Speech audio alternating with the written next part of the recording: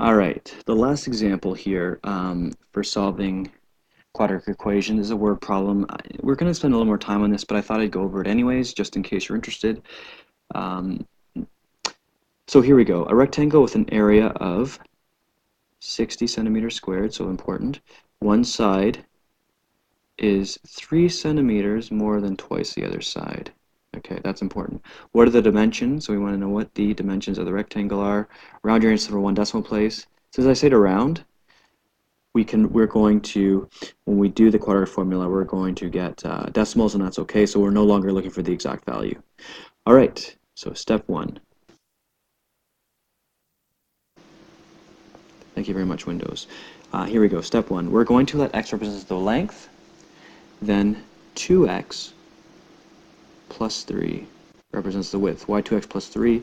Because it says right here, twice the other side, so that's the 2x, and 3 more, so that would be plus 3. So I mean, it could have done it 3 plus 2x, but I like to have the higher degree first, so 2x plus 3 represents the width, and of course with that, let's draw a diagram. Here it is. Again, I'm cheating a bit here, but there's my diagram, and again, I know that the area is equal to 60 centimeters squared. All right, so what's next?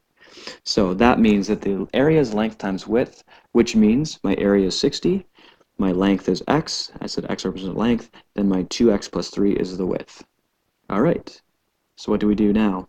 What we're going to do is we're going to expand the right side.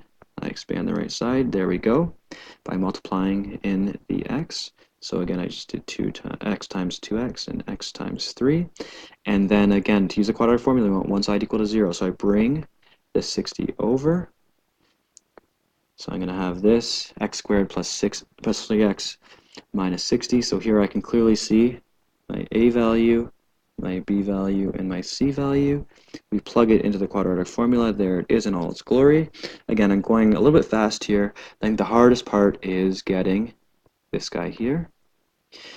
And again, because I'm rounding my answer to one decimal place, I am actually going to do the square root of 49. When I do the square root of 49, whoops, when I do the square root of 49, I get a decimal, and I'm going to get two answers. Here's my first answer, and my second answer. This is my plus answer. When I subtract, there's square root of 49, there's my minus, but of course we are going to reject this. The reason we're rejecting this is because we can't have a negative side length, so the only answer is the first one. Once I get my answer, I can write my therefore statement. Therefore, the dimensions of the rectangle is 4.78 centimeters by, and then I plug this into I plug my 4.78 into this guy here, so this is where I get this, and 12.56. All right, let's talk about homework. So homework, I suggest that you definitely do question 1, try a few of them, you don't have to do every one.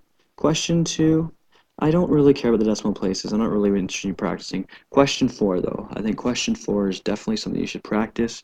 Question 4, I didn't really tell you which ones, but I would do at least half. So I would do at least half. There's 6 questions, do at least 3.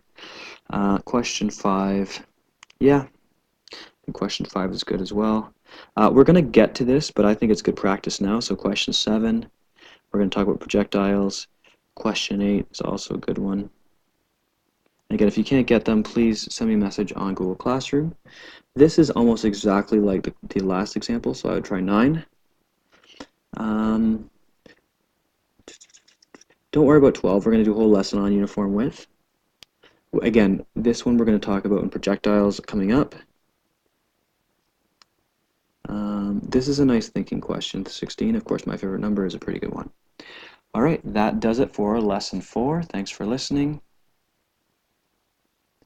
and good luck.